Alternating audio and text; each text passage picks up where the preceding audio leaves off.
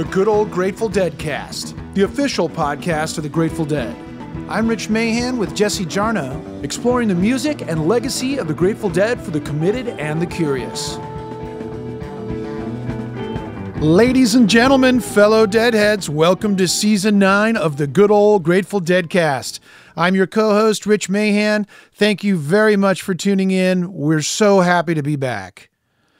We are extremely excited to bring you Season 9 of the good old Grateful Deadcast as we dive into the Grateful Dead's 1974 studio album, From the Mars Hotel. We have big things planned for this season, and by big, we mean Wall of Sound big.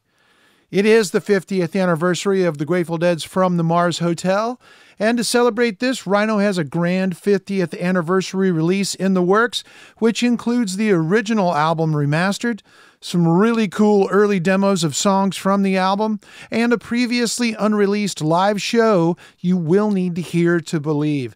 The Grateful Dead played the University of Nevada, Reno on May 12, 1974, and this was the first road show for the infamous Wall of Sound, which debuted weeks earlier at home in San Francisco on March 23, 1974, at the Cow Palace.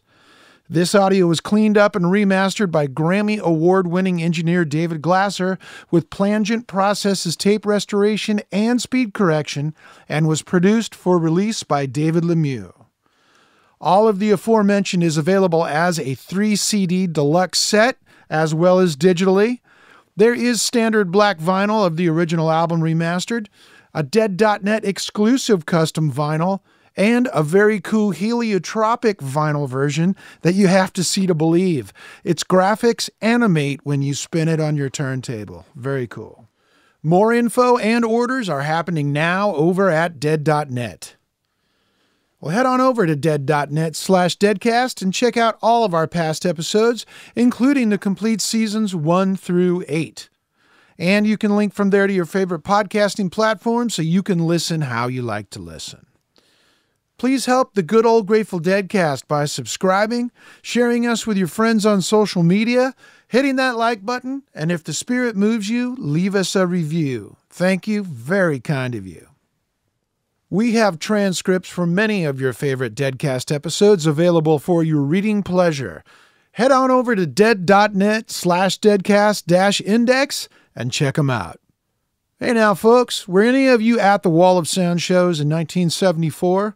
Well, leave us a recorded message at stories.dead.net and tell us your story about your experiences with the Wall of Sound. We want to hear from you, and we do use them in the Deadcast when we get something that fits just right.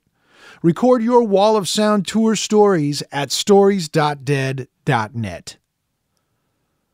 Well, the Grateful Dead were firing on all cylinders in 1974 as they headed back into the studio to record the second release for their own Grateful Dead records, From the Mars Hotel. Track 1, Side 1 kicks off with the fan favorite U.S. Blues, and there's more to this song than meets the ears, as you are about to learn. Here's Jesse Jarno to lay it all out for us. Wave that flag.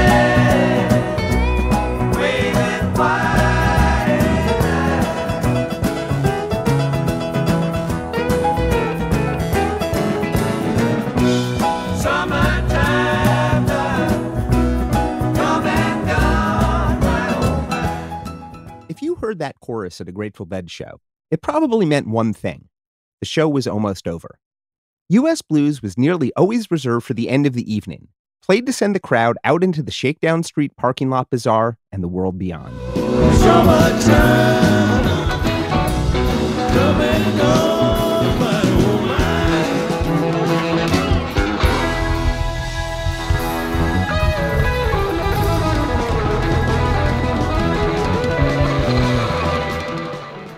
But on this season of the good old Grateful Deadcast, U.S. Blues is our opener, because before it became the band's all-time most played encore, it led off the band's 1974 album, From the Mars Hotel.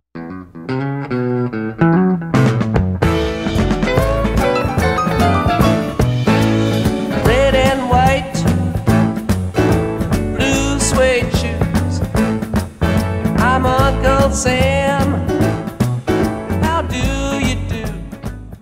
And that's where we're headed on this season of the Deadcast, to explore the wonders of From the Mars Hotel, the second album from the band's very own Grateful Dead records. And we'll be using the album and its songs to tell the story of the Grateful Dead in 1974, their record company, and the innovative PA system that became known as the Wall of Sound. Please welcome back Grateful Dead archivist and legacy manager, David Lemieux. I think of all of the Dead's records, which I've heard them all as much as we all have, but I think the one album that I know the nuances of more than any, it's Mars Hotel. And I absolutely adore the album. I love all 8 songs on it, every one of them. But, it's the sort of thing that if I hear a different take of it, a different version, an Angel Share sort of thing, I will know immediately that it's not the right one, because I know the nuances of this album, again, more than any I've ever seen. Once in a while you get shown the light in the strangest of places if you look at it right. Recorded in the spring of 1974 at CBS's Studio A in San Francisco, From the Mars Hotel was the second release from Grateful Dead Records, the band's own label, featuring 5 songs by Jerry Garcia and Robert Hunter, 1 by Bob Weir and John Perry Barlow, and 2 by Phil Lesh and Bobby Peterson.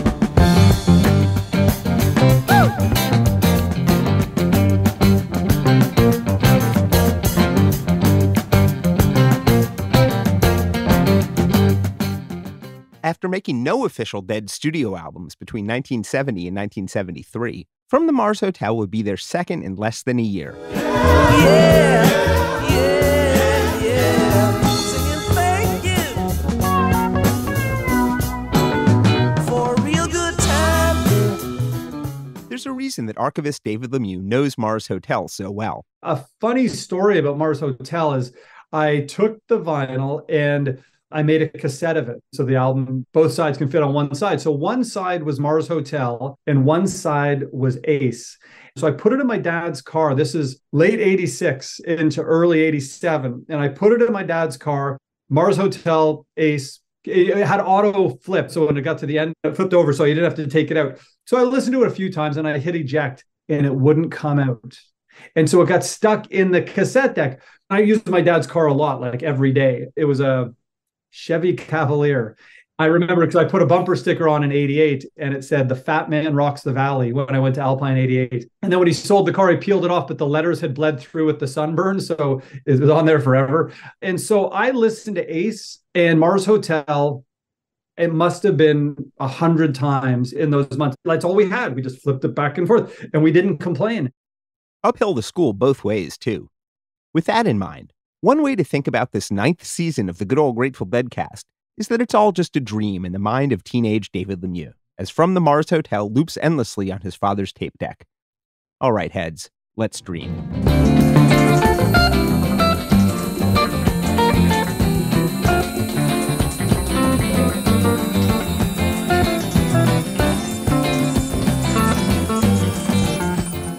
"1974 was kind of a strange time to be an already legendary rock band from the 1960s. It was the age of David Bowie's Diamond Dogs. Rebel, rebel, put on your dress. Rebel, rebel, your face is a mess. Rebel, rebel, how could they know? Hot tramp, I love you so. Queen's Sheer Heart Attack. She's a killer queen, gunpowder gelatine, dynamite with a laser beam, guaranteed to blow your mind. ABBA's Waterloo.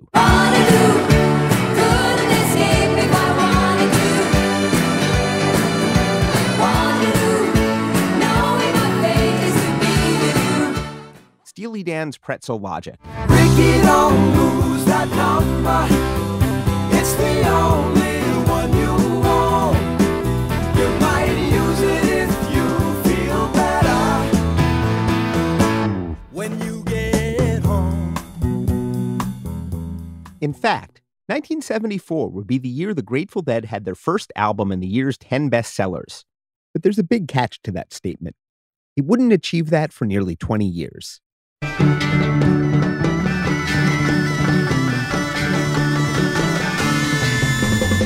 that girl barefoot in the lawn, whistling and singing, she's a carrying on. In late 1973, the Dead had released their first LP on their own label, the best-selling Wake of the Flood. Their old label, Warner Brothers, hit the market with a new compilation.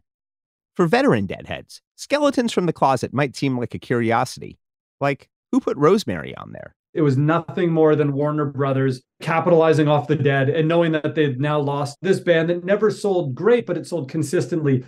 With Skeletons from the Closet, Warner Brothers finally got what they wanted out of the Grateful Dead, or any band they threw their resources at.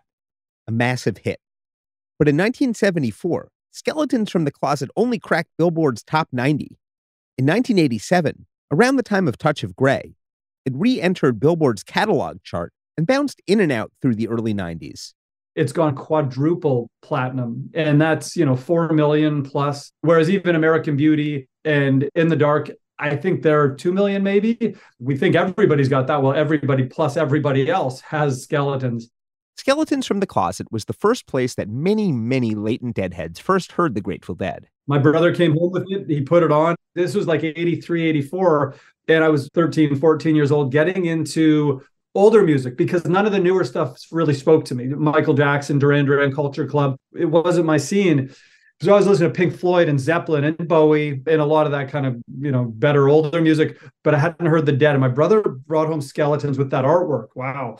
Couldn't believe it. The Golden Road comes on. And my buddy and I are like, dude, we just looked at each other. I remember that very well. It was that, dude, this song is wicked good.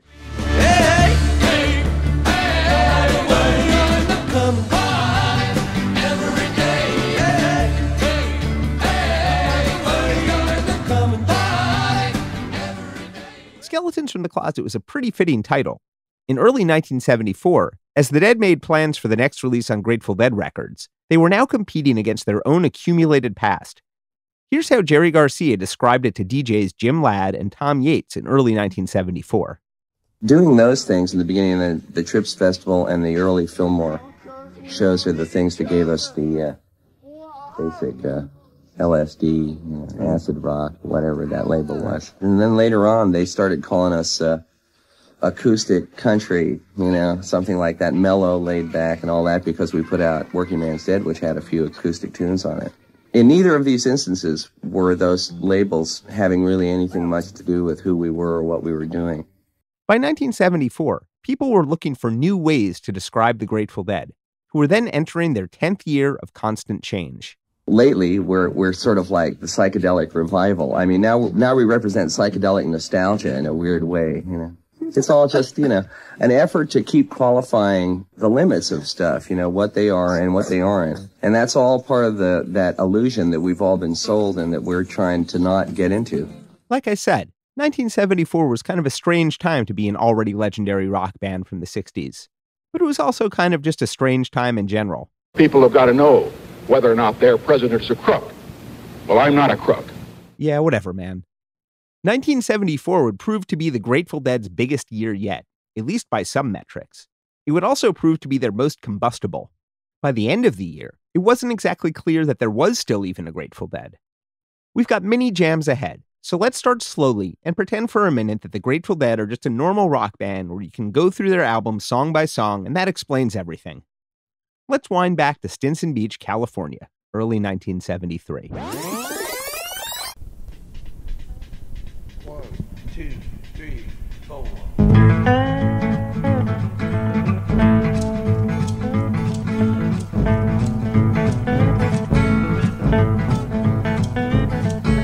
Baby flame, pop the bass, rock the boat, skin the goat.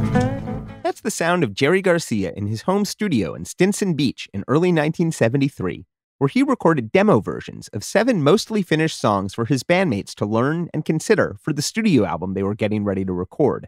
Last season, then Grateful Dead Records president Ron Rakow described it.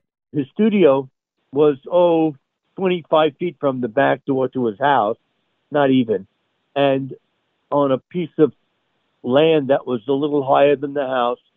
So the studio was a really nice one-room building. That was very, very nice, very effective. It was effective for him. He had room for him and one other person. I guess you could have an engineer and another person. It was very small. He could do it all by himself, and he did often. And he put things together, and he played everything but the drums. But not all of the demos made the cut for Wake of the Flood. And there's a reason for that. Some weren't exactly done. Shoot the breeze, scratch the fleas, pass the cheese, lose the keys, read the signs, connect the lines, pay the fines, save your dime.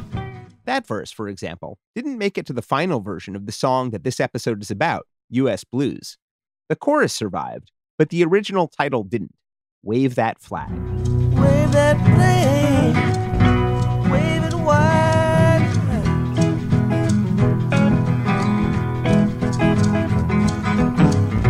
Summertime come and go on my own mind. Wave That Flag is singular among Jerry Garcia and Robert Hunter compositions in that it underwent a near total lyric overhaul after its public debut.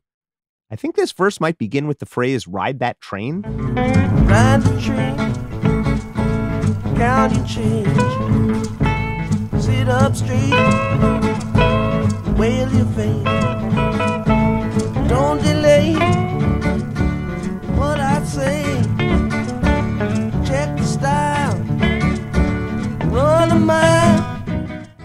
When the Dead took the song, it became a natural hippie rock boogie in the mode they'd refined on Skull and Roses in 1971, capturing the beginning of their single drummer period. But it's pretty delicious to hear Garcia play the song himself with a click track, holding down the rhythm on an acoustic guitar, adding some country-ish string bends, playing shaker, adding a synth bass line, and singing it more quietly than the soul belter it had become. Wave that flag, wave it wide.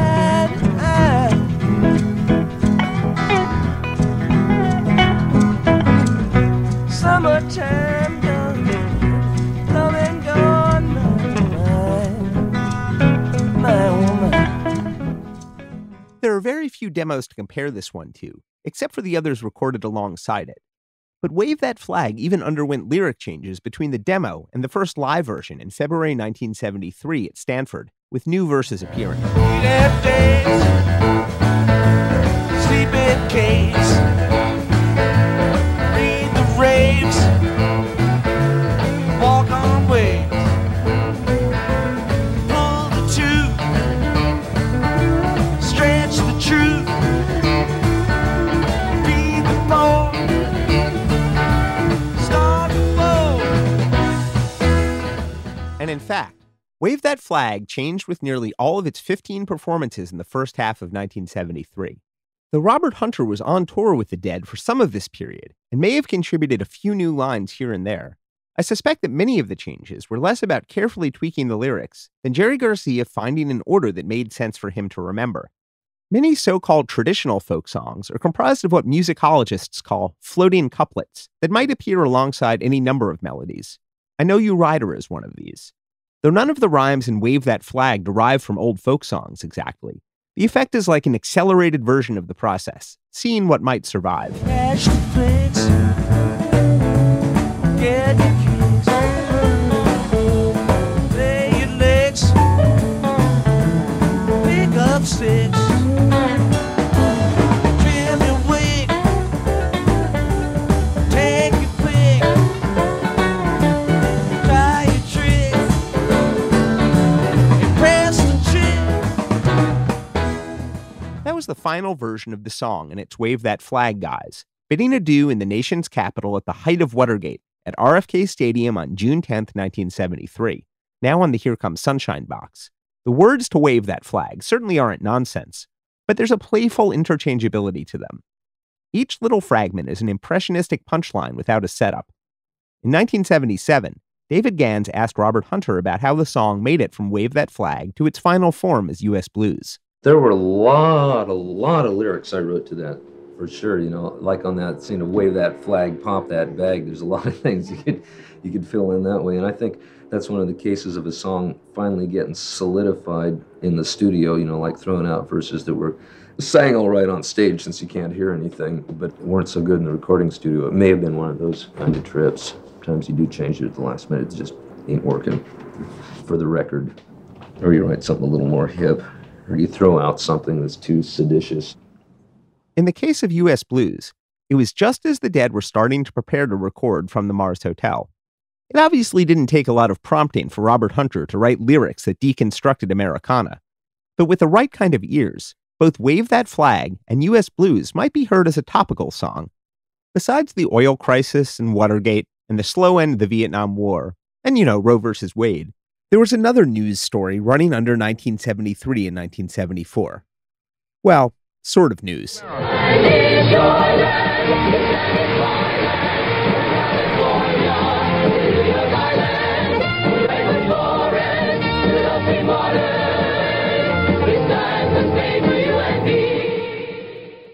That was the Young American singing This Land Is Your Land. Freaky times.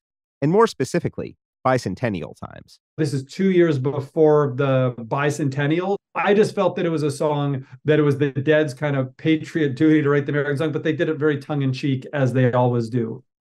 The American bicentennial celebration was in the news on a nearly daily basis in 1973 and 1974.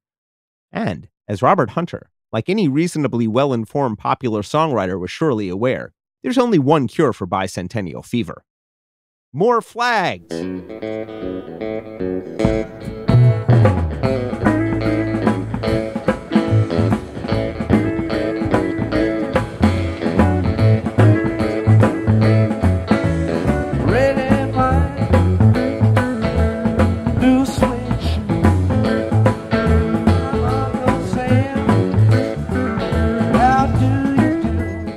The Dead sound-checking the song at Winterland in February 1974, a year and a few weeks after its Wave That Flag debut, getting ready to unveil its new identity and fixed set of lyrics. Some of the lines carried over from the original, but not all, and now the song had a narrator.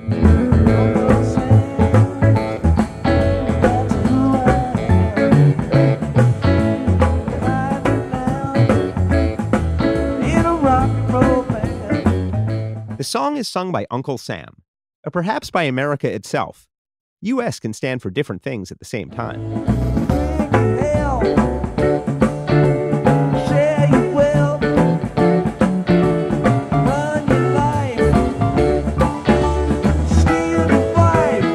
U.S. Blues wasn't a new phrase to Robert Hunter.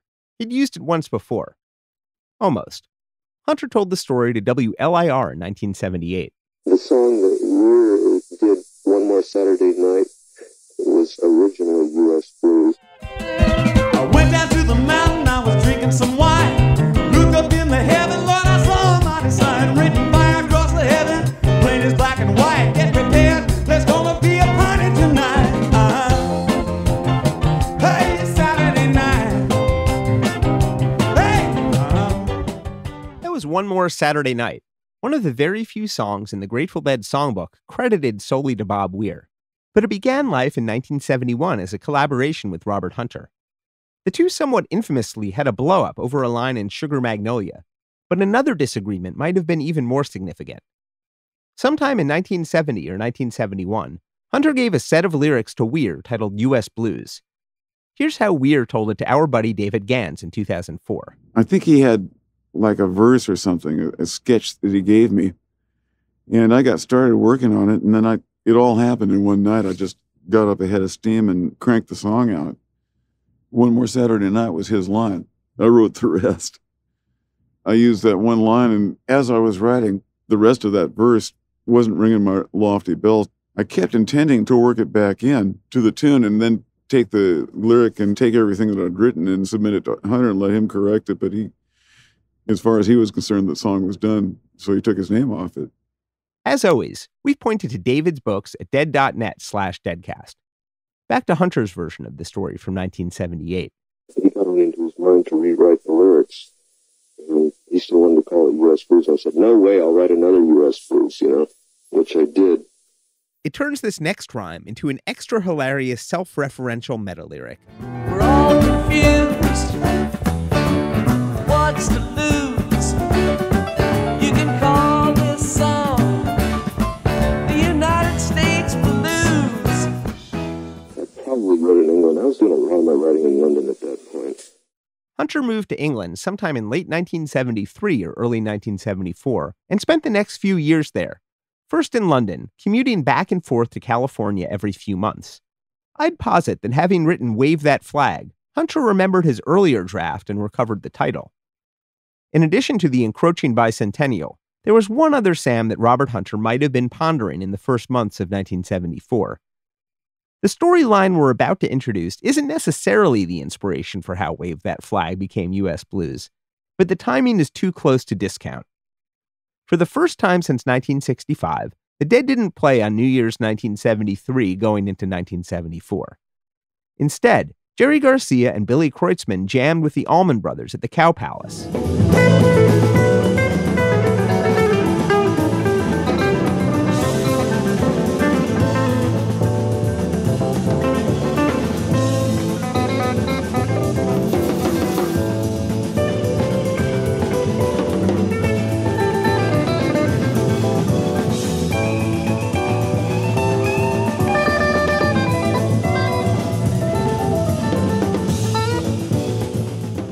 A few days later, the band held its first meeting of the year. According to the meeting minutes in the band's archives, they mostly discussed the continued expansion of the new sound system, setting up gigs in February at Winterland, the shows where they debut U.S. Blues. Phil Lesh would be vacationing in Hawaii, the minutes note. Bob Weir was headed to an unspecified location to work on new material, but the first major business of 1974 took place on January 14th. Sam Cutler departed. We've spoken a good deal about and with Sam Cutler over the past few years of this podcast, including lots of participation from Sam himself. Sam had road managed the Rolling Stones on their fall 1969 tour of the Americas, through the Altamont disaster, and was soon the booking agent for the Grateful Dead. I was trying to take the Grateful Dead, who were known in San Francisco and on the West Coast, vaguely, and were earning about $2,000 a night, to being a successful band in America, which I achieved, I think, without trying to be big-headed about it. That was the same thing Warner Brothers were trying to do. To do that, you need the right record, as well as, the right shows, and as well as visiting New York 20 times a year. For lots more of Sam, check out our seasons about Working Man's Dead, American Beauty, Skull and Roses, and Europe 72. In late 1972, Sam founded Out of Town Tours, a booking agency we discussed much last year during our Grateful Dead & Co. episode. Early in 1973, many of the Dead's operations moved to 1530 Lincoln Avenue in San Rafael, where Out of Town Tours and Sam Cutler set up shop across the hall from John McIntyre and Grateful Dead management.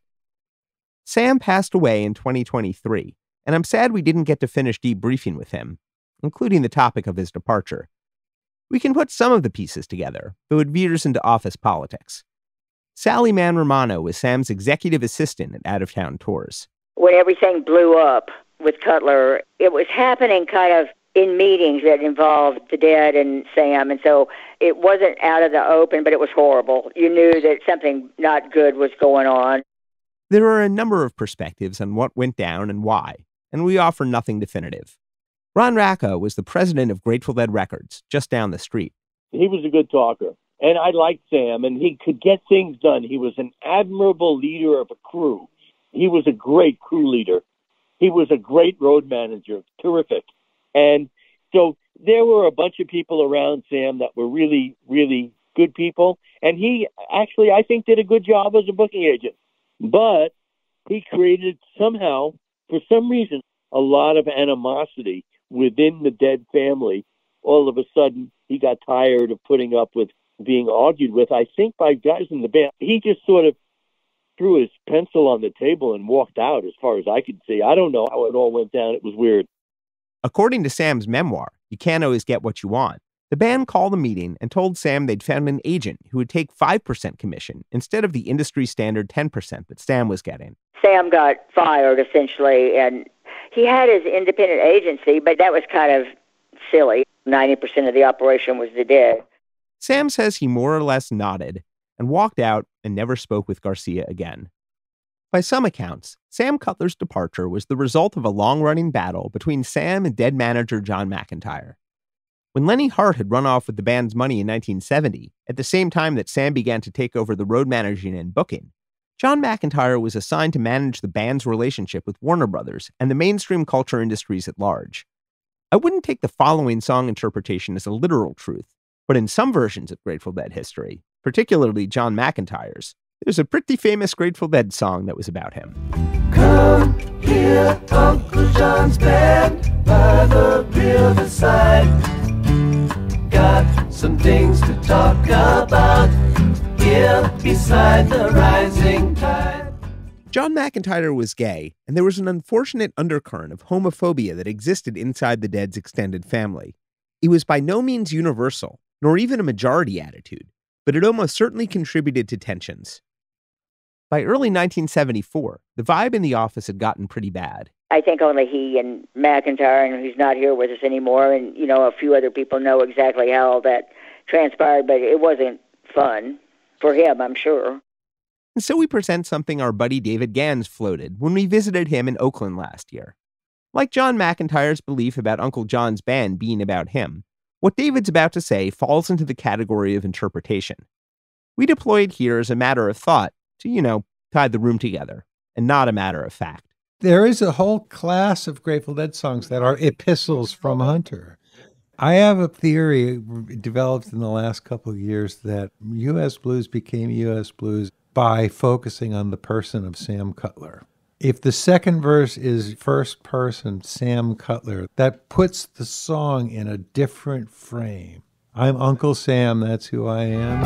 I'm Uncle Sam, that's who I am. Been hiding out in a rock and roll band. Which would make the song a meta-commentary on the power struggle between Uncle John versus Uncle Sam. Run your life, steal your wife. I don't know how literal any of it is, but it's just one of those things that suddenly you go, if that's what it is, then think about the whole song in that respect. And if it ain't, too bad, I thought about it anyway. I'll drink your health, share your wealth,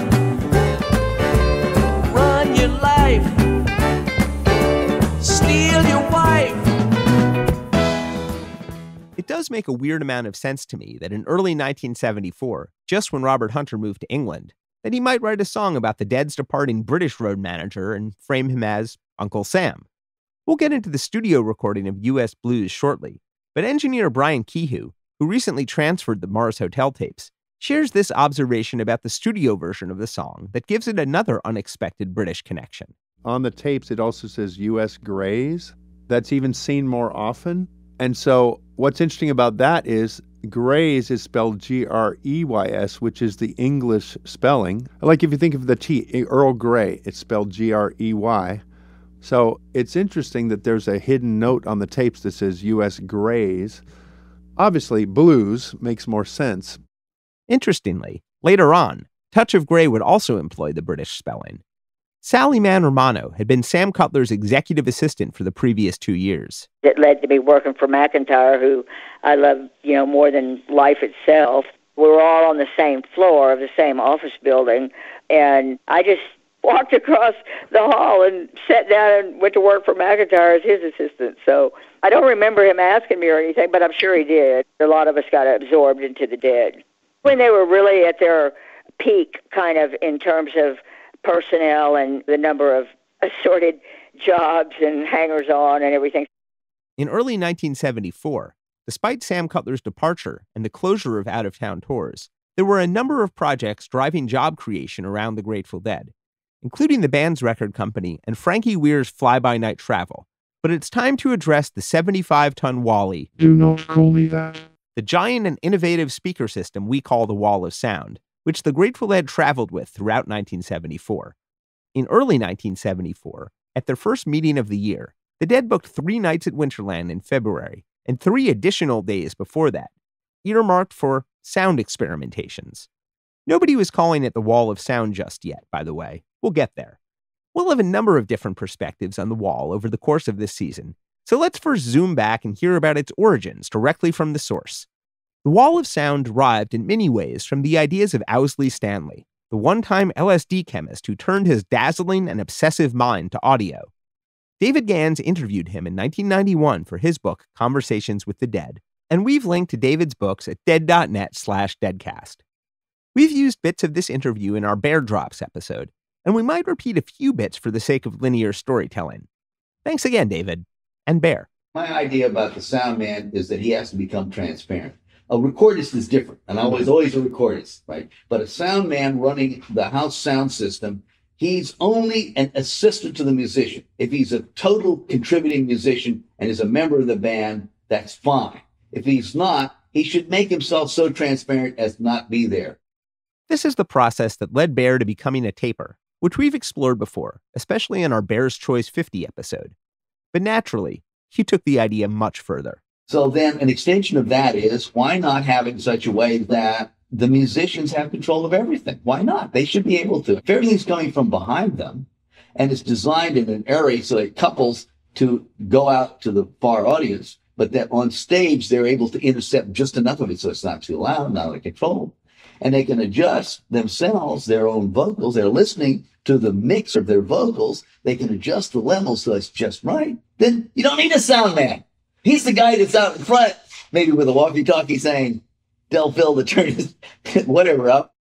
And while Owsley was at the center of many conspiracy theories over the years, the Wall of Sound is one where he gladly described himself as a mastermind. I was only controlling it like a puppeteer controlling a lot of puppets at once. I couldn't make my influence felt directly. It was very slippery. The only reason that it happened the way it was that I figured out ways of feeding my ideas and things in through people without directly confronting them. The division of labor sounds pretty chaotic in a very Grateful Dead way. A team of Owsley Stanley, Dan Healy, John Curl, Alembic's Ron Wickersham, and others. At one point, Healy was doing piano. At another point, I was doing piano. Healy was doing something else. Somebody was doing something else. It was like, there was three of us that were basically sound men. Wickersham, Dan, and I. It was very difficult to say who was doing what, because there was no sound mixer, because there was no mixing board. And so we were all working with it. There was no mixer, so we were all involved in it. And because of the way it worked out, it happened because of the ideas, which I had, because I had an image. I was working from an image. This image was fed in through a lot of different people, through Wickersham, through Healy, through Curl. And I assembled the thing, but it was like remote control. It was very difficult to get it all together. The result was that I couldn't concentrate on anything. We'll have lots more Bear to come, but you can check out the full interview in David's book, Conversations with the Dead, which we've linked to at dead.net/deadcast. Another voice we're going to hear from about the Wall of Sound comes from the small village who helped build, transport, and rebuild it at every show. We're so pleased to welcome to the Deadcast, Richie Pechner. Richie had been part of the extended Dead family since their earliest days in San Francisco. I saw him at the Fillmore Auditorium in '66. That was the first time I'd seen him. But I was living in the Haight-Ashbury, so they were kind of around. It was kind of part of the culture those first couple of years. I was 18 years old, just graduated high school up in Novato, which is in Marin County, and had moved to the Haight-Ashbury ostensibly to go to San Francisco State College. But the apartment I rented was right off Stanton Street. So I kind of found myself in the middle of this whole thing that was going on there. Richie was not only in the thick of the stew, he was sometimes helping to ladle it out with the Diggers, the radical mutual aid anarchists of the Haight-Ashbury. I'd been working or hanging out / working with this group called the Diggers, which is this notorious group of folks that were into free stuff, and they had like a free kitchen and a free food store and all sorts of social revolutionary kind of stuff. And anyway, somebody asked through a connection if the Diggers could provide a flatbed truck for a free show in the Panhandle, and the answer was yes. And I was asked to go down, pick up the truck and pick up the band and drive it into the Panhandle. So that was my first interaction directly. There were several free shows during that period, and this was just incredible, the amount of people that showed up. And it was more or less spontaneous in that it wasn't, a publicized show per se. But, word got around, and it was pretty memorable. In late 1967, the Digger connection led to some paid work. This fellow named Danny Rifkin, who was also enrolled in San Francisco State, but was also working for the band at that time as a road manager. And after that Golden Gate Park thing, I saw him several times. And then early November, he called me and asked me if I would be interested in driving They needed an extra driver. They were heading out to New York for some gigs, and they needed an extra driver. And he knew, of course, that I could drive from the Golden Gate Park thing. And this was like right before finals. I said, "Oh, Danny, what about finals?" And he said, "Oh, he had already dropped out of college." And I thought about it for a second. I said, "Sure." So that was my first hire, so to speak, with the band, was driving in like a 5-car caravan from 710 Ashbury to New York City. And I'd never been east of Squaw Valley at that point.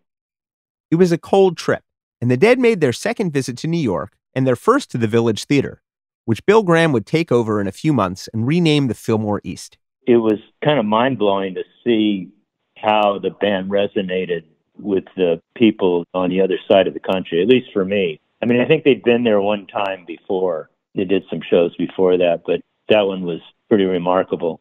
One of the things I remember was it was pretty cold, and we all had to go out and buy underwear because, of course, we were from the Haight-Ashbury. We weren't wearing underwear at that point. Richie moved in and out of the Dead crew in the next few years. It was a pretty different scene back in the 60s, late 60s, early 70s. It was much more laid back, certainly less intense. So it was kind of like you had friends and, there'd be some shows and you'd go to shows or, you'd do some work or not do some work. But then when they started experimenting with the sound system, I kind of got involved in that early on. So that was kind of my full employment period where I was on the payroll and traveling with the band and all that. Over the course of 1973, Richie Pechner connected with the band in a deeper way. I got at that level mostly through Ramrod, who I met on that first trip, and we became really good friends. And he knew of my construction background because I had moved up to Mendocino and was building houses and stuff in the early 70s. So he kind of asked me one day something about building cabinets or something, and I came down, we hung out, and he kind of showed me what they were trying to do, and, one thing led to another, and before you knew it, we put together like a cabinet shop in one of the rehearsal spaces to start cranking out cabinets. The Dead were soon crowded out of the DeLuca Street space in San Rafael. They had rented it for that, but we kind of took it over, and the two weren't very compatible, making a lot of dust and having a lot of musical instruments around. So they got a bigger space, and we kind of took over that space to produce all the equipment. The band relocated their rehearsal headquarters to a warehouse in San Rafael's Canal District at 20 Front Street, where they'd remain for the next 20 years. Richie hit the road with the band for the series of fall outings booked by out-of-town tours to help the Dead support Wake of the Flood. It was during these shows that the sound system underwent another major transformation. To discuss it, please welcome to the Deadcast journalist Brian Anderson, who is currently researching and writing a book titled Loud and Clear, The Grateful Dead's Wall of Sound and the Quest for Audio Perfection.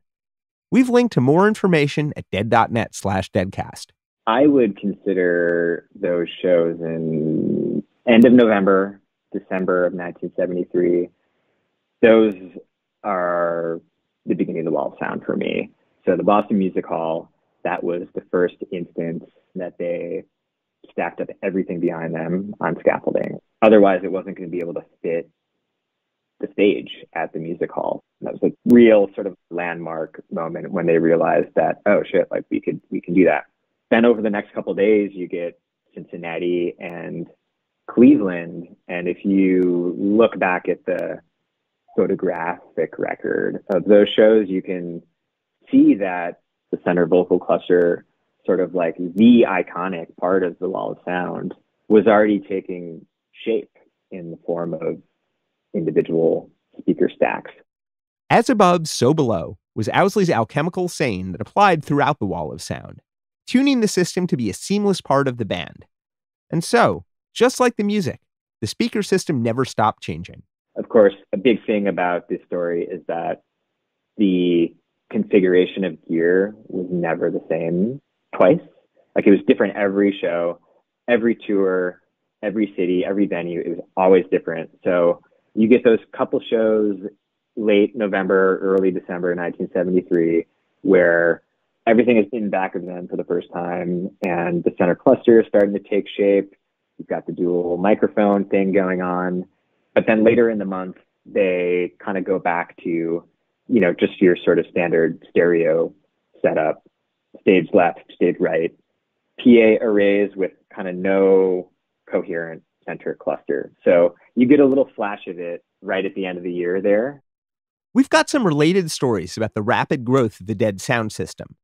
Ron Rakow from Grateful Dead Records. There was no budget control on the sound system. The sound system was an invention. I had to raise the money to pay for the shit. Even still, Rakow committed himself to the bit. In New York, Ramrod came to me and said, hey, look, we're using these Mac 250s. They just came out and they're fabulous.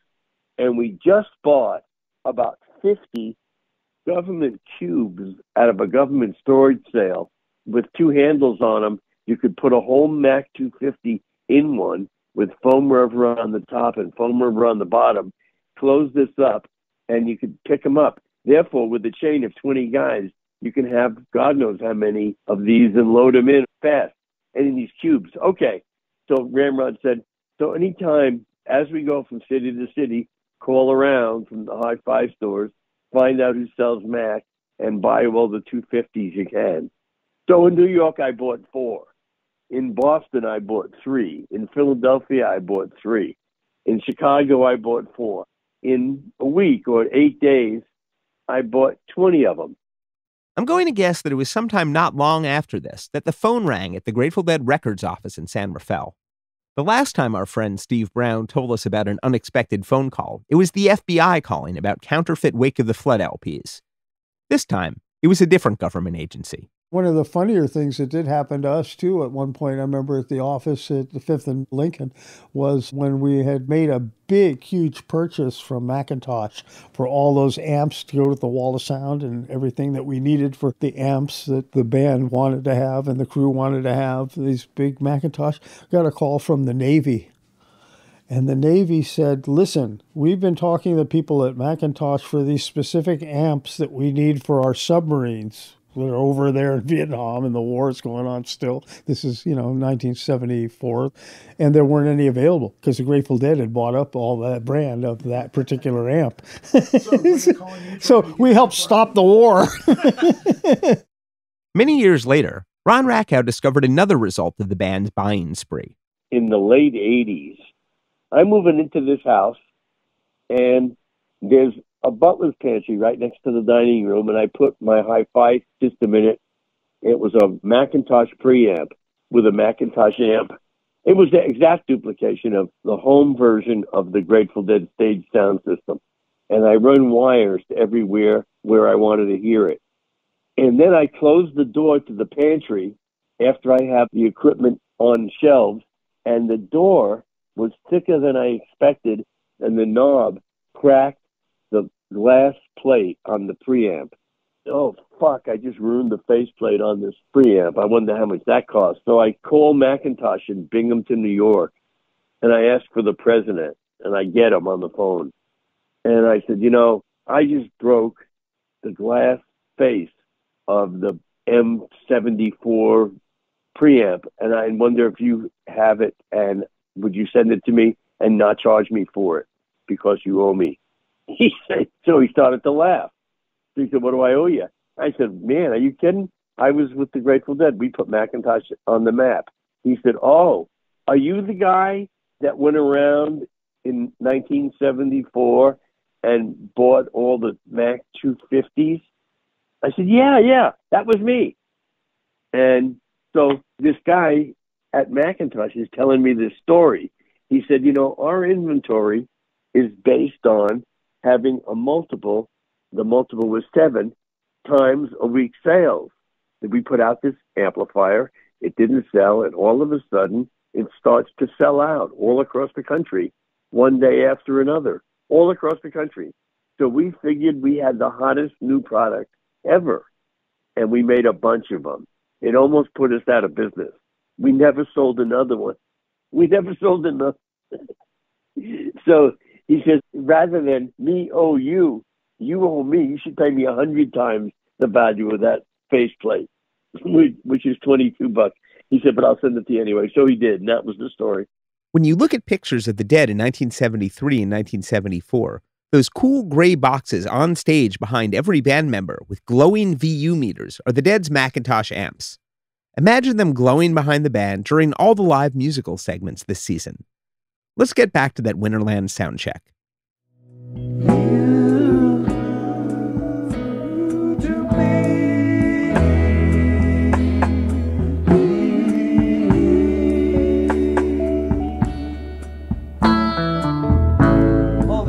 Is there a limiter on the monitors? Did somebody put a limiter on the monitors? That was the Dead and an unidentified dog sound-checking Attics of My Life at Winterland before the first of 3 shows, February 22nd, 1974. A song that wouldn't appear in concert between 1972 and 1989. As you can hear from what Jerry Garcia just said, the Wall of Sound did actually have vocal monitors. They were just located behind the band with the rest of the speakers. Brian Anderson. They hauled in what was, by that point, around 40 tons of gear into Winterland for a 3-night run of shows at the end of February, right in their home court. So they were very cozy there. They knew that terrain. You can make a case for these Winterland shows being the birth of the Wall of Sound as we know it, right? Because it was 1974, and they had sort of specifically called out in these meetings these sound experimentation gigs, and they had greenlit the fabricating of this center cluster. And while the center cluster wasn't done, here it all was, on their home court, right? Richie Pechner. That was right before the center cluster was finished. So if my memory serves me well, the cabinets for the vocal PA were stacked, and they were still the wooden cabinets, not the finished metal enclosure that is dominant in all the pictures of that 74 tour. So that was like the last configuration before it got replaced. In addition to helping build and assemble the wall, Richie was also an ace photographer and responsible for some of the best documentation of the system. If you're studying photos, the emergence of the smooth, curved center cluster marks the main visual difference between the December and February versions of the system and what was to come. Our friend Michael Parrish, a Winterland regular since 1969, came up from Santa Cruz to attend 2 of the February shows and caught some of the new tunes.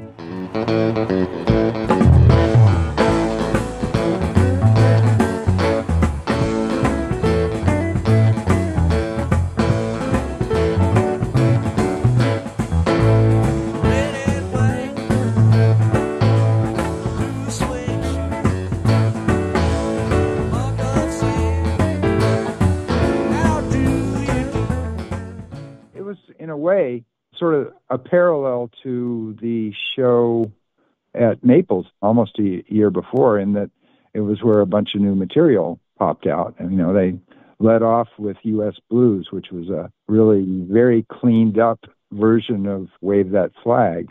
And then, they also had debuts of It Must Have Been the Roses, Ship of Fools. It was later.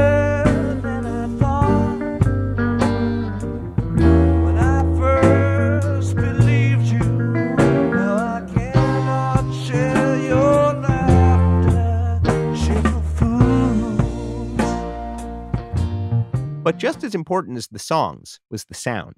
As someone who'd seen the Dead at Winterland a number of times, including 4 months previously, Michael Parrish was well familiar with how the band normally sounded in the former skating rink. It was a lot bigger. There were a lot more speakers than there were in November. And it sounded really, really good. There was a very palpable difference between the way the band had sounded in November to February. It was sort of amazing to have that entire assemblage in that small room. Part of it was the vocals really sounded pristine. The voice-canceling microphones aside, it really made a huge difference. You could hear everybody separately and clearly, which was an amazing improvement, I would say. And then similarly with the instruments, you were able to have much more of sort of a 3D image of the instruments, which was a little confusing sometimes, I think, because where it was coming out wasn't necessarily where the musician was standing.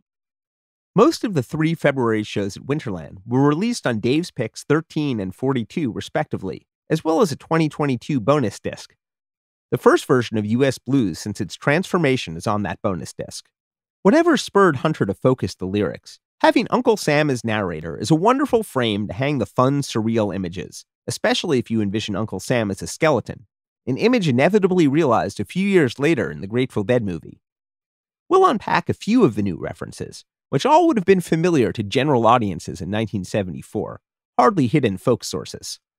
Uncle Sam himself had been a stand-in for the United States since the early 19th century, but it took Robert Hunter to connect him to Elvis, or perhaps Carl Perkins. Well, it's 1 for the money, 2 for the show, 3 to get ready. Now go, cat, go, but don't you step on my blue suede shoe. You can do anything but lay off of my blue suede shoe. That was the immortal Carl Perkins' original 1955 version of Blue Suede Shoes, turned into a massive hit by Elvis the next year, and bodacious footwear for Uncle Sam, his bad self. Hunter referenced it in lyrics the year before to Keith Godshow's Let Me Sing Your Blues Away, and though neither the Dead nor Jerry Garcia's side projects are known to have performed Blue Suede Shoes at a show, the Dead soundchecked it a few times in late 1973, just before Wave That Flag became U.S. Blues. This is a bit from December 12th at the Omni in Atlanta. It's 1 for the money, 2 for the show, 3 to get ready. Now go, cat, go, but don't you step on the blue suede shoe. You can do anything but lay off my blue suede shoes. Among the new U.S. Blues lyrics, I'm pretty fond of the con man-like construction of this line.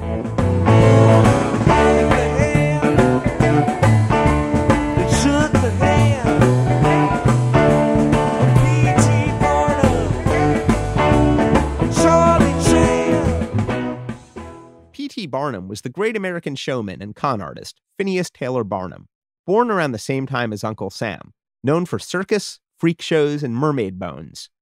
Probably he didn't actually originate the phrase, "there's a sucker born every minute," but I'm reasonably certain he'd be fine if we attributed it to him.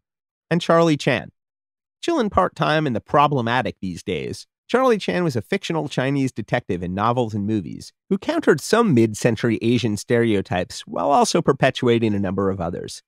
Given his proximity to our narrator, we'll let him slip off. Add him to the tally of Uncle Sam's weird associates, and perhaps just advise you to maybe not go as Charlie Chan for Halloween. Every now and then, Garcia would swap in another character, like this show from January 13th, 1980.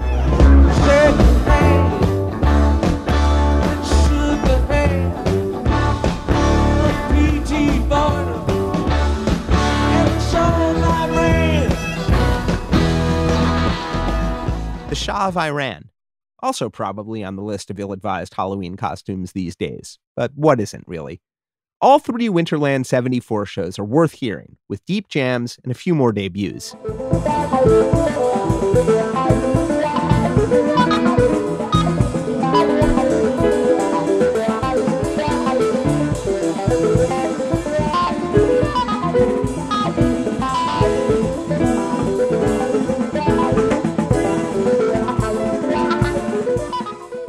Jerry Garcia and Keith Godshall playing the lick that would become known as Slipknot in the Playing in the Band Jam from the first of 3 nights. On the second night, the band was showered with marshmallows and roses. Maybe it'd be a good idea to save all these marshmallows for the hungry people that are in the audience next to you. One other thing, it's really a drag stepping on roses. It's really a drag looking down and seeing that you just crushed a lovely rose, so you ought to save the roses that you're going to throw up here for later in the show where they stand a better chance of survival. Fuck the roses, save yourselves. If you can. If the February shows were a successful tryout, the real sound test was still to come, as Phil Lesh reminded people at the end of the final encore. See you next month at the Cow Palace, I hope. We'll visit the March 23rd show at the Cow Palace next time. So far, 1974 had started out as planned. In fact, the schedule they laid out at the beginning of the year mostly came to pass. January 9th through 31st, rest. Sure, yeah, no problem. Except for Garcia. We'll get back to that guy. February 1st through 17th, rehearse and develop new material. Seems like that happened. Well, maybe at least a little. And in late March, stretching through early May, just as planned, the Grateful Dead set up shop in downtown San Francisco at Columbia's Studio A. Steve Brown of Grateful Dead Records was a production assistant. That was every day, every night, and yeah, those were long days. That was down there at the CBS studios on Folsom Street, right across from where we're doing our rehearsals during the day at Studio Instrument Rentals. We rehearse across the street and come over, and these, again, were some songs that they've been working on already, so we're kind of halfway there on most of those. On April 15th, they started work on U.S. Blues, labeled U.S. Grays on the tape box. Here's how take one sounded.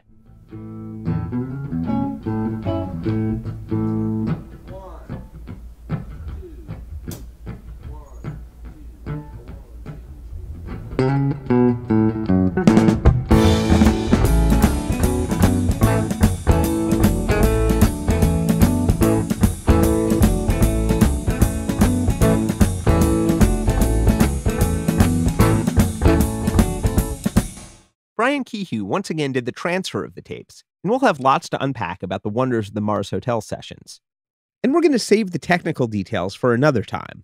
These tracks sound very pristine and almost clear, but almost plain Jane to me. They don't sound full of hippie vibe and amazing coolness. They're cool, but it's still them. One aspect of the sessions that differed from the previous 3 Dead studio albums is that the takes didn't preserve a lot of in-studio chatter. There's two introductory bars. At the end, how many repetitions? 2. And that chatter between Garcia, Weir, and Keith Godchaux is some of the only talking during the U.S. Blues tapes. Not that they were poor, but tape was expensive, and it remains a cost factor. Those that even want to try it nowadays, you've got to really focus your attention. Also, it is a bit distracting. Can you imagine everything you do, if you want to try something crazy or weird, that someone's recording it? It's going to be captured for posterity.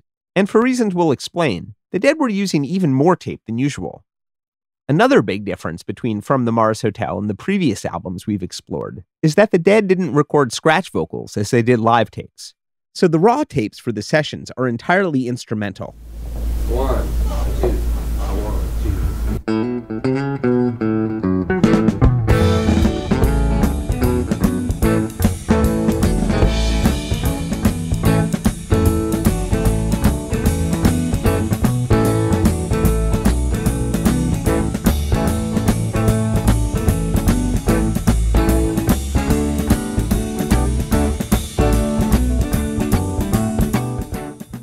There were 2 complete takes. It's labeled Take 8 as a master.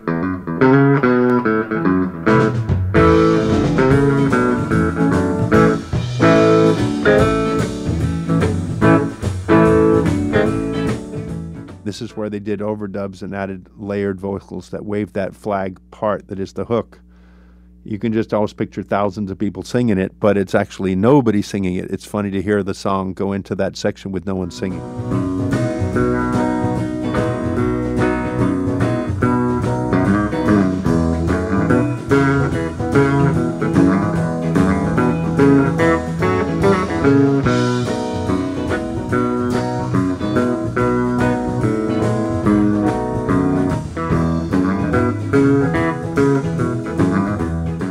That's how Take 8 sounded through a room mic in CBS's Studio A, the sound of your core 74 Grateful Dead playing live in a room.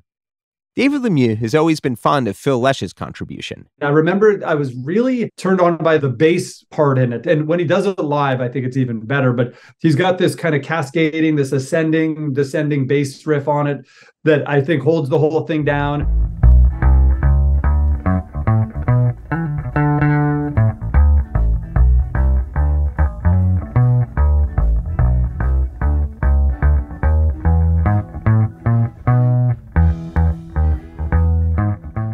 Here's how Garcia's rhythm part sounded.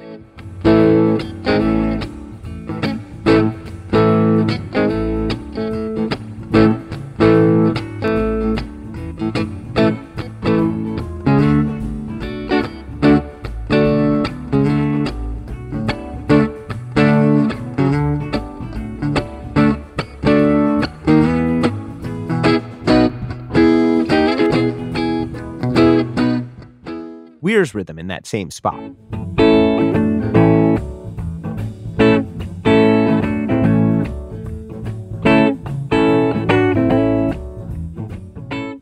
Likewise, Keith Godshow's playing Rhodes on the basic track.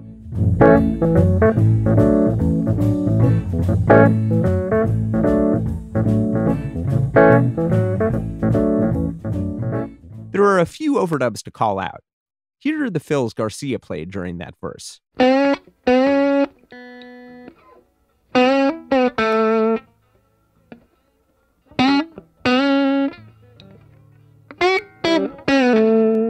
More noticeable, and giving the song some of its distinct sound, is the overdub on a tack piano, a regular piano, but with some slightly harder objects like tacks creating a plunkier sound, reminiscent of how we probably imagined saloon pianos.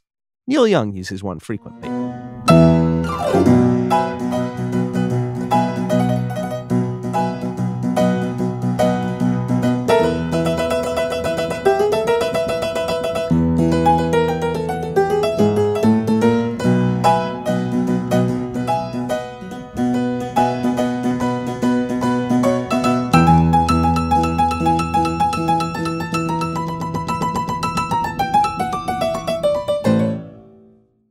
But perhaps most interesting is what contrasts with the old-time sound of the tack piano.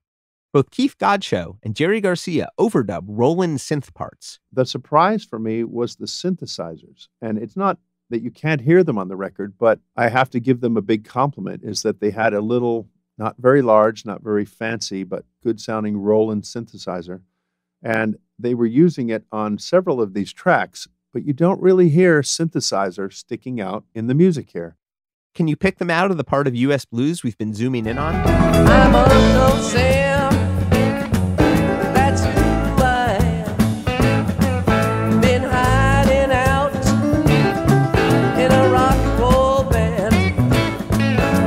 Shake the hand that shook the hand of P.T. Barnum and Charlie Chan. Here's what Keith is doing.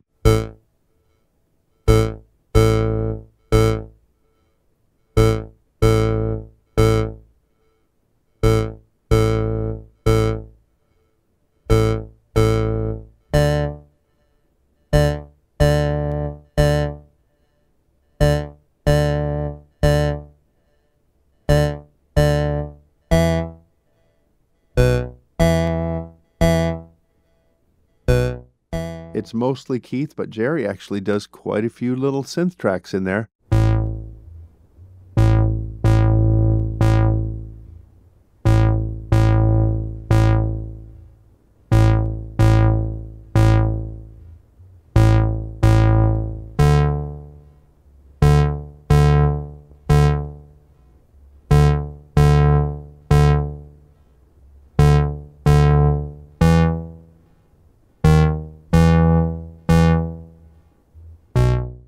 They're mostly playing similar parts, but they're very musical. They sound like a plucked sound or an organ or a flute or something. So the sounds they're choosing are not to show off that we have a synthesizer or we're cool or we're state-of-the-art with other new bands. They're actually just doing very tasteful parts. And so I think that's kind of interesting. Throughout this record, there are moments when the synthesizer pops up and my ears went, wow, that's cool. Didn't quite realize that was a synth before.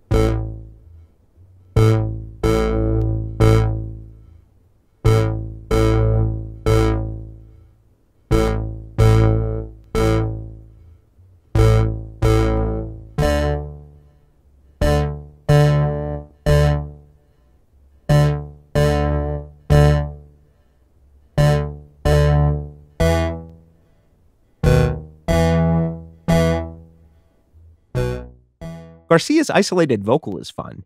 You can hear some echo on it. Back to back, chicken shack, son of a gun, better change your act. We're all confused, what's to lose? You can call this song the United States Blues. With the isolated vocals, you can also hear some quiet vocalizing between the proper singing, too. But the fun stuff is really the big chorus that emphasizes the singing along. Here's the sound of Jerry Garcia, Bob Weir, and Phil Lesh gathered around a single microphone. I don't think Donna's singing. Wave that flag, wave it wide and high.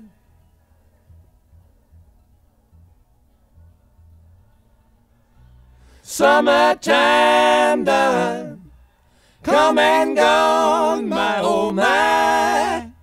And, as with American Beauty, they employ the old fab trick of stacking their voices, adding still another layer of gang vocals. Wave that flag, wave it wide and high.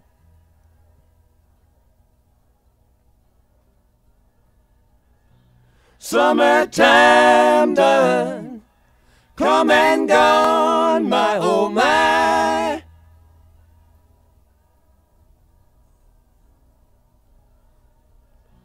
Summertime done, come and gone, my oh my. It's not really angry like a Crosby, Stills, and Nash song. Their way of taking down established things was to make fun of them. It's sort of a cynical poke at something, but they also have that it's just couched in a sense of humor. It's not really mean. And while it might have been written with the bicentennial in the background, with a heaping pile of Americana on top, the chorus's takeaway message is ambiguous and sweet. Summertime done, come and gone, my oh my. It was the kind of good-feeling song that seemed made for the radio, a game the Dead would explore later in 1974 when the song was released as a single. The Grateful Dead were already approaching critical mass in 1974, and throughout the year, they sold the song their own way, not afraid to use it as an opener, but also dropping it right into the middle of second set jam sequences. The month the album came out, June 1974, it shows up in a few places that might seem surprising to Deadheads now. Here we are deep in the jammy wilderness.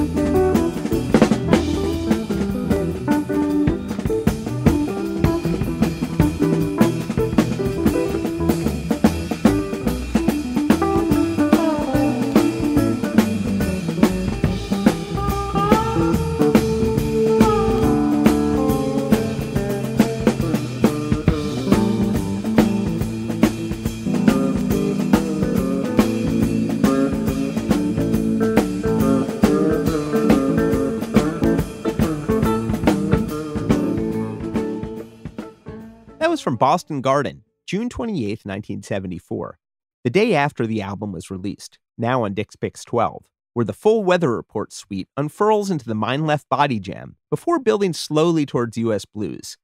They'd take a few more minutes to recombobulate.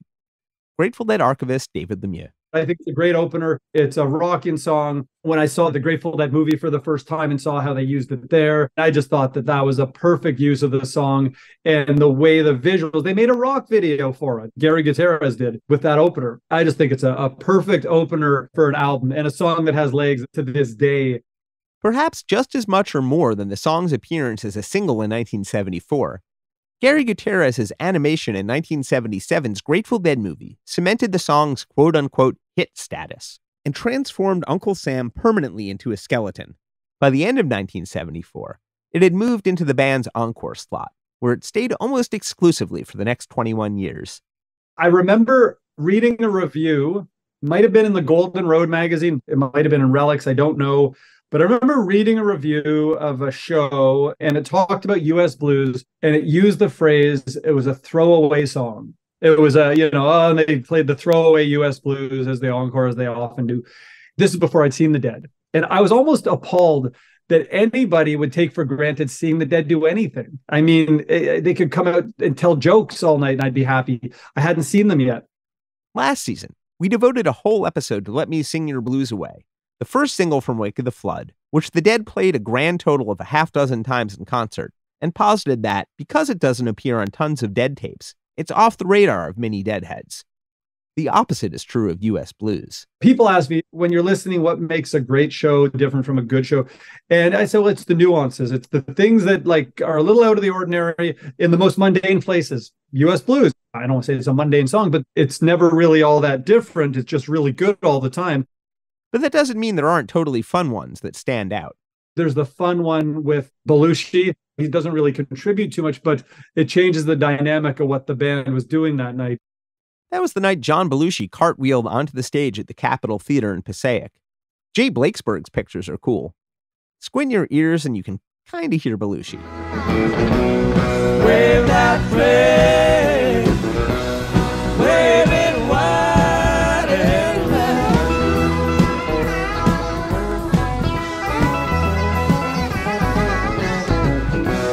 Summertime, good, come and go, my oh my.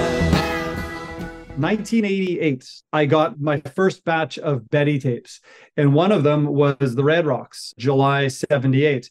And during the U.S. Blues, Jerry vocally goes off during the my, oh my, oh my, oh my, oh my, and he screams like he does that Jerry thing. Summertime, good, come and go, my oh my, my, my, my, my, my, my, oh my, my, my, oh my, my. Summertime, good, come and go, my oh my.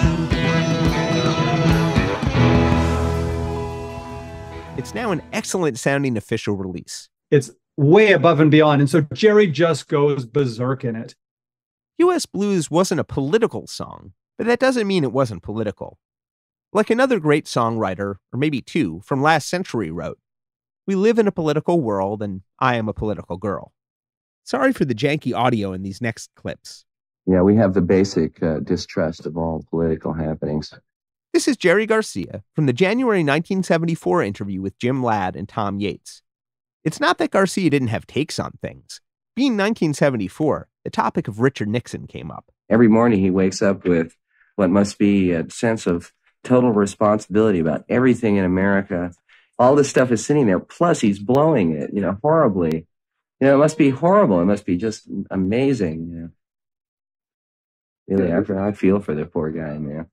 As the Grateful Dead, they had their own strategy. We don't have any confidence in statements, Everybody's had that, dried up sort of, how can you believe words, no matter how neat they sound?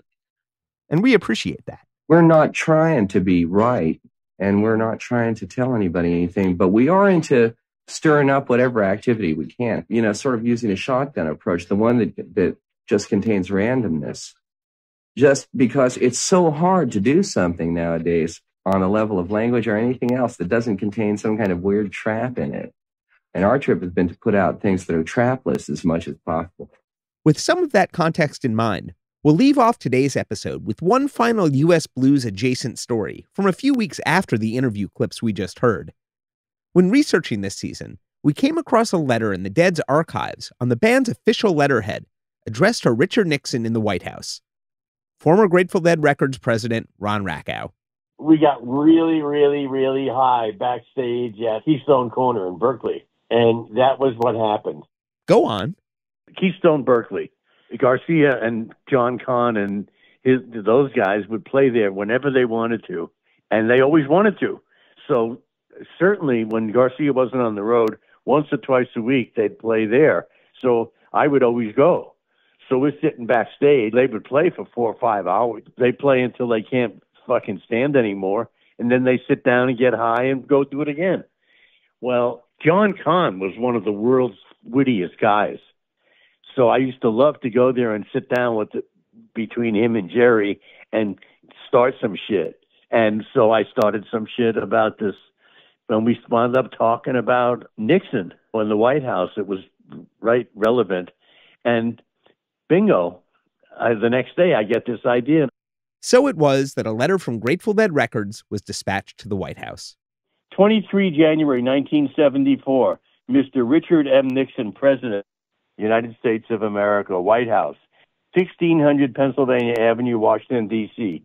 Dear Mr. President, while we are of vastly different socio-political persuasions, Several of my associates and I had our first political meeting in our 10-year history, and we concluded that your involuntary removal from office would produce a decidedly negative result on the American lifestyle, if in fact anything so diverse could be so collectively described. Therefore, our focus was to arrive at a solution of what is now your problem and can be everyone's problem. We pass our solution along to you with only the remotest expectation that you will carry it out, since while it is brilliant, it is not extremely logical. We have concluded that the problems referred to above would disappear as if by magic were you to chrome the entire White House. Sincerely, Ron Rakow. Summertime done, come and gone, my oh my.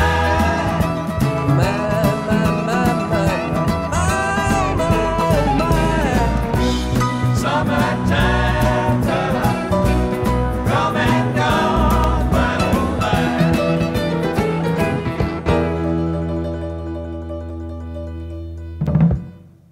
I don't know about you, but my longtime favorite version of U.S. Blues is from the Grateful Dead movie.